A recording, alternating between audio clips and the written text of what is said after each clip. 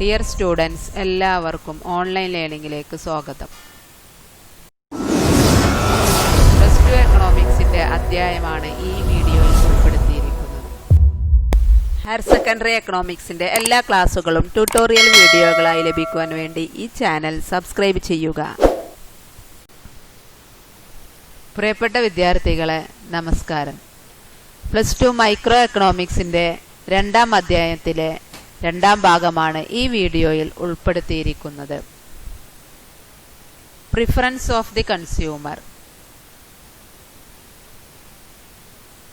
In economics, it is assumed that the consumer chooses his consumption bundle on the basis of her taste and preference over the bundle in the budget set. മുൻ വീഡിയോയിൽ നമ്മൾ പറഞ്ഞിട്ടുണ്ട് budget set എന്താണെന്ന്. Budget സെറ്റിലെ consumer വാങ്ങുന്ന ബണ്ടിലുകൾ ഏതൊക്കെ രൂപത്തിലാണ് എന്നുള്ളതൊക്കെ. അപ്പോൾ ഇവിടെ പ്രിഫറൻസ് ഓഫ് ദ കൺസ്യൂമർ, ഉപഭോക്താവിൻ്റെ പ്രിഫറൻസ് തിരഞ്ഞെടുക്കൽ എങ്ങനെയാണ് എന്നുള്ളതാണ്. ഓരോ ഉപഭോക്താക്കളും അവർക്ക് ഇഷ്ടമുള്ള രീതിയിലാണ്. ഇപ്പോൾ ഫോർ എക്സാമ്പിളായിട്ട് between any two bundle consumer either prefers one to the other or she is indifferent to the two. രണ്ട് വസ്തുക്കളാണ് വാങ്ങുന്നത് എന്ന് നമ്മൾ ഓൾറെഡി പറഞ്ഞിട്ടുണ്ട്. ഈ രണ്ട് വസ്തുക്കളിൽ കൺസ്യൂമേഴ്സിൽ ഏതെങ്കിലും ഒന്നിന് കൂടുതൽ പ്രിഫറൻസ് ഉണ്ടായിരിക്കും. അതുകൊണ്ട് consumers can rank the bundles in order of hair preferences over dum. ഉപഭോക്താക്കൾ അവരുടെ ഇഷ്ടാനുസരണത്തിന് അനുസരിച്ച് ഓരോ വസ്തുക്കൾക്കും ഓരോ ബണ്ടിലിനും റാങ്കുകൾ നിശ്ചയിക്കുന്നു. അതിനെ നമ്മൾ പ്രിഫറൻസസ് ഓഫ് ദ കൺസ്യൂമർ, കൺസ്യൂമേഴ്സിൻ്റെ ഇഷ്ടം, പ്രിഫറൻസസ് എങ്ങനെയാണ് എന്നുള്ളത്. ദെൻ നെക്സ്റ്റ് മോണോട്ടോണിക് പ്രിഫറൻസസ്, അതായത് ഒരേപോലെയുള്ള ഉപഭോക്താവിൻ്റെ ഇഷ്ടം. മോണോട്ടോണിക് എന്ന് പറഞ്ഞാൽ ഏകദേശീയ എന്നാണ് പറയുക. ഏകദേശീയ മുൻഗണന എങ്ങനെയാണ് കൊടുക്കുന്നത്. Consumer prefers are monotonic if and only if between any two bundles the consumers prefers a bundle which has more of at least one either goods and no less of the other goods as compared to the other bundle. ഇവിടെ ഓരോ കൺസ്യൂമേഴ്സിനും preferences monotonic എന്ന് പറഞ്ഞു കഴിഞ്ഞാൽ consumers prefer ചെയ്യുന്നത് if more is preferred to less. എപ്പോഴും ഓരോ consumers ഏതൊരു ഉപഭോക്താവാണെങ്കിലും കൂടുതലാണ് പ്രിഫർ ചെയ്യുന്നത്. കുറഞ്ഞ അളവിനേക്കാൾ കൂടുതൽ അളവാണ് അവർ പ്രിഫർ ചെയ്യാൻ ആഗ്രഹിക്കുന്നത്. നമ്മളൊക്കെ ആ രൂപത്തിൽ തന്നെയാണ്. കുറഞ്ഞ ബണ്ടിലും കൂടുതൽ ബണ്ടിലുണ്ടെങ്കിൽ കൂടുതൽ ബണ്ടിലാണ് നമ്മളെപ്പോഴും എന്ത് ചെയ്യുന്നത്, പ്രിഫർ ചെയ്യാൻ ആഗ്രഹിക്കുന്നത്. അപ്പോൾ 2 ബണ്ടിൽ, ഇപ്പോൾ ഫോർ എക്സാമ്പിളായിട്ട് കൺസിഡർ 2 ബണ്ടിൽസ് 2, 3 ആൻഡ് 2, 4. 2, 3 എന്നുള്ള ബണ്ടിലും 2, 4 എന്നുള്ള ബണ്ടിലുണ്ടെങ്കിൽ സ്വാഭാവികമായിട്ട് കൺസ്യൂമർ ഏതായിരിക്കും പ്രിഫർ ചെയ്യുക? More prefer to 2, 4 than 2, 3. 2, 4 ആയിരിക്കും കൺസ്യൂമർ പ്രിഫർ ചെയ്യുന്നത്. കാരണം എന്താണ്? അവിടെ രണ്ടാമത്തെ ഗുഡിൻ്റെ അളവ് കൂടുതലാണ് ആ ബണ്ടിൽ. ഒന്നാമത്തെ ബണ്ടിലിനെ അപേക്ഷിച്ച് അളവ് കൂടുതലാണ്. ഒന്നാമത്തെ ബണ്ടിലിൽ 3 യൂണിറ്റ് ആണെങ്കിൽ രണ്ടാമത്തെ ബണ്ടിലിൽ 4 യൂണിറ്റ് ആണ് ഇവിടെ എന്ത് ചെയ്യുന്നത്, രണ്ടാമത്തെ ഗുഡിന്റെ അളവ് കാണുന്നത്. അപ്പോൾ അത് കൂടുതലാണ്. അതിനാൽ consumer prefers more to 4 to contain 1 unit more of good 2. So here the preference is monotonic. അവിടെ അദ്ദേഹത്തിന്റെ പ്രിഫറൻസ് എന്തായിരിക്കും? മോണോട്ടോണിക് എന്നാണ് അതിന് പറയുക. ഏകദേശീയ മുൻഗണന എന്നാണ് അതിന് അറിയപ്പെടുന്നത്. ഇനി എന്താണ് ഇൻഡിഫറൻസ് കർവ് അല്ലെങ്കിൽ നിസ്സംഗതാ വക്രം എന്ന് നമ്മൾ പറയുന്നത് എന്താണ് എന്നുള്ളതാണ്. ഇൻഡിഫറൻസ് കർവ് അല്ലെങ്കിൽ നിസ്സംഗതാ വക്രം. An indifference curve shows different bundle which give the consumer the same level of satisfaction. Indifference curve എന്ന് പറയുമ്പോൾ ഇതൊരു കർവ് അല്ലെങ്കിൽ രേഖയാണ്. It is defined as the locus of point of combination of 2 good, that is good 1 and good 2, which gives the consumer the same level of satisfaction. കൺസ്യൂമറിന് same level of satisfaction നൽകുന്ന 2 ഗുഡുകളുടെ വ്യത്യസ്ത കോമ്പിനേഷനെ അല്ലെങ്കിൽ അതിൻ്റെ ചേരുവകളെ യോജിപ്പിച്ചു കൊണ്ടുവരക്കുന്ന ഒരു വക്രമാണ് indifference curve എന്ന് അല്ലെങ്കിൽ നിസ്സംഗതാ വക്രം എന്ന് പറയുന്നത്. ഈ ഒരു നിസ്സംഗതാ വക്രത്തിൽ On the indifference curve, the consumers give the same level of satisfaction from all the bundle. At the same, the consumer will be indifferent among them. ഇവർക്ക് ഇടയിൽ കൺസ്യൂമർ എപ്പോഴും ഇൻഡിഫറൻ്റ് ആയിരിക്കും. അതാണ് ഇൻഡിഫറൻസ് കർവ് എന്ന് പറഞ്ഞത്. ഫോർ എക്സാമ്പിൾ ആയിട്ട് ടേബിളിൽ good 2 good 1 എന്ന് 2 ഗുഡുകൾ, ഗുഡ് 2ൻ്റെ 50 യൂണിറ്റ് വാങ്ങുന്നു, ഗുഡ് 1ൻ്റെ 1 യൂണിറ്റ്, ഗുഡ് 2 10 അടുത്ത കോമ്പിനേഷനിൽ ഗുഡ് 1 2 യൂണിറ്റ്. അപ്പോൾ അതിൻ്റെ മാർജിനൽ റേറ്റ് ഓഫ് സബ്സ്റ്റിറ്റ്യൂഷൻ എന്ന് പറയുന്നത് MRS between good 1 and good 2 x1 x2. അതായത് ഈ ഒരു കർവിൻ്റെ ഈ ഷേപ്പിന് കാരണം, കോൺവെക്സ് ഷേപ്പാണ് ഇൻഡിഫറൻസ് കർവ്, അതിന് കാരണം തന്നെ marginal rate of substitution MRS എന്നാണ് അറിയപ്പെടുന്നത്. അതായത് രണ്ട് വസ്തുക്കൾക്കിടയിലുള്ള പ്രതിസ്ഥാപന നിരക്ക്, മാർജിനൽ റേറ്റ് ഓഫ് സബ്സ്റ്റിറ്റ്യൂഷൻ നിരക്ക് എന്നാണ് പറയുന്നത്. അതായത് delta x2 by delta x1, good 2ഉം ഗുഡ് 1ഉം തമ്മിലുള്ള ആ വ്യത്യാസമാണ് മാർജിനൽ റേറ്റ് ഓഫ് സബ്സ്റ്റിറ്റ്യൂഷൻ എന്ന് പറയുന്നത്. അപ്പോൾ ഗുഡ് 2 നമ്മൾ ആദ്യത്തെ കോമ്പിനേഷൻ 50 യൂണിറ്റ് വാങ്ങുമ്പോൾ ഗുഡ് 1 1 യൂണിറ്റ് ആണ്. എന്നാൽ രണ്ടാമത്തെ കോമ്പിനേഷനിലേക്ക് വന്നപ്പോൾ ഗുഡ് 2ൻ്റെ അളവ് നമ്മൾ കുറയ്ക്കേണ്ടി വരുന്നു. കാരണം എന്താ, ഗുഡ് 1 നമ്മൾ 1 മോർ യൂണിറ്റ് വാങ്ങുന്നു. അധികം ഒരു യൂണിറ്റ് വാങ്ങണമെങ്കിൽ ഗുഡ് 2ൻ്റെ അളവിൽ നമ്മൾ കുറവ് വരുത്തേണ്ടിയിരിക്കുന്നു. അടുത്തൊരു കോമ്പിനേഷനിൽ നോക്കുക, 6 യൂണിറ്റ് വാങ്ങിയപ്പോൾ ഗുഡ് 1 3 യൂണിറ്റ് ആണ്. അവിടെയും എന്ത് ചെയ്തു, 1 മോർ യൂണിറ്റ് ഗുഡ് 1 വാങ്ങണമെങ്കിൽ നമ്മൾ ഗുഡ് 2ൻ്റെ യൂണിറ്റുകൾ എന്ത് ചെയ്യണം, കുറയ്ക്കേണ്ടി വരുന്നു. ഈ ഒരു നിരക്കാണ് MRS എന്ന് പറയുന്നത്. അപ്പോൾ ഇവിടെ MRS നിരക്ക് നോക്കാം. ആദ്യത്തേത് നമുക്ക് ഉണ്ടാവില്ല, delta x2 by delta x1 എന്നാണ് പറയുന്നത്. അതായത് 15 ഡിവൈഡഡ് ബൈ 10 ഡിവൈഡഡ് ബൈ 1/2 എന്നുള്ളതാണ്. അതിൻ്റെ ആൻസർ നമുക്ക് 5 കിട്ടുന്നു. നെക്സ്റ്റ് യൂണിറ്റിൽ അങ്ങനെ delta x2 by delta x1 ചെയ്യും 5 4 3 2. ഈ ഒരു MRS ആണ് ഈ ഇത്തരത്തിൽ ഇൻഡിഫറൻസ് കർവ് IC എന്ന് പറയുന്ന ഇൻഡിഫറൻസ് കർവിന്റെ ഷേപ്പിന് ഈ രൂപത്തിലുള്ള ഷേപ്പ് കിട്ടാൻ കാരണം എന്ന് പറയുന്നത്. അപ്പൊ ഇൻഡിഫറൻസ് കർവ് എന്ന് പറയുന്ന ഈ രണ്ട് ഗുഡുകളുടെ വ്യത്യസ്ത ഈ ചേരുവകളെ യോജിപ്പിച്ചുകൊണ്ട് വരക്കുന്ന ഒരു വക്രമാണ് ഇൻഡിഫറൻസ് കർവ്. ഈ ഒരു വക്രത്തിൽ സെയിം ലെവൽ ഓഫ് സാറ്റിസ്ഫാക്ഷൻ ആണ് നമുക്ക് ലഭിക്കുന്നത്. അതിൻ്റെ ഏത് യൂണിറ്റ് എടുക്കുമ്പോൾ 50 1 10 2 6 3 3 4 1 5 എന്നുള്ള ആ ഓരോ കോമ്പിനേഷൻ കൺസ്യൂമർ ഇൻഡിഫറൻസ് ആണ്. ഈ കോമ്പിനേഷൻ്റെ by joining all these points we get the indifference curve which is convex to the origin.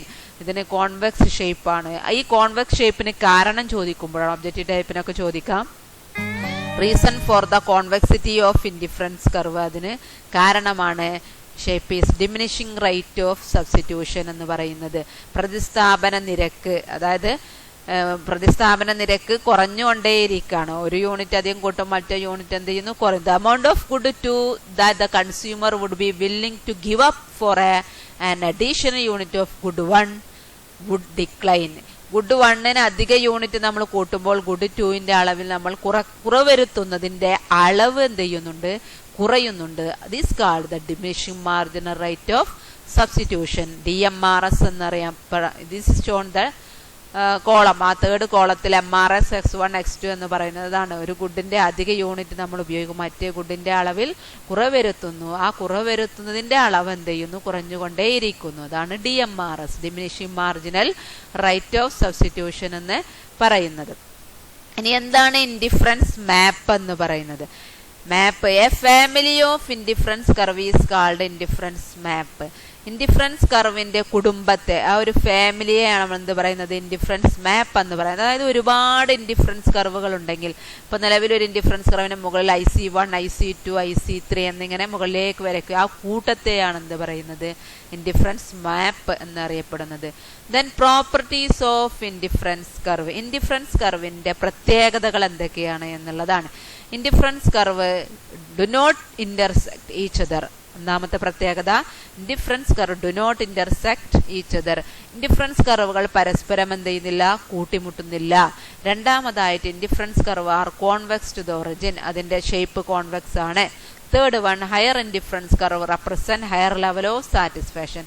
Indifference കർവുകൾ നമ്മൾ നേരത്തെ പറഞ്ഞ ഇൻഡിഫറൻസ് മാപ്പ് എടുക്കുകയാണെങ്കിൽ ആ ഒരു മാപ്പിൽ ആദ്യം വരച്ച ഇൻഡിഫറൻസ് കർവിന്റെ മുകളിൽ ഒരു ഇൻഡിഫറൻസ് കർവ് വരയ്ക്കുന്നു, അതിനും മുകളിൽ ഇൻഡിഫറൻസ് കർവ് വരയ്ക്കുന്നു. അങ്ങനെ 1 2 3 4 അങ്ങനെ ഉയരത്തിലേക്ക് പോകും തോറും എന്താണ് റെപ്രസെന്റ് ചെയ്യുന്നത്? ഹയർ ലെവൽ ഓഫ് സാറ്റിസ്ഫാക്ഷൻ, കൂടുതൽ സംതൃപ്തി നമുക്ക് നൽകുന്നു. കൂടുതൽ ബണ്ടിലുകൾ കൂടുതൽ സംതൃപ്തി നൽകുന്ന ഒന്നാണ് ഹയർ ഇൻഡിഫറൻസ് കർവ്. എന്നാൽ നേരെ തിരിച്ചും താഴേക്ക് വരും തോറും ഇൻഡിഫറൻസ് കർവിന്റെ സംതൃപ്തി കുറഞ്ഞുകൊണ്ടേയിരിക്കുന്നു. അപ്പോൾ ഓരോ ഉപഭോക്താവിനും താഴേക്ക് വരും തോറും ഇൻഡിഫറൻസ് കർവിൽ കുറഞ്ഞ അളവ് സാധനങ്ങളെ വാങ്ങാൻ സാധിക്കുന്നുള്ളൂ.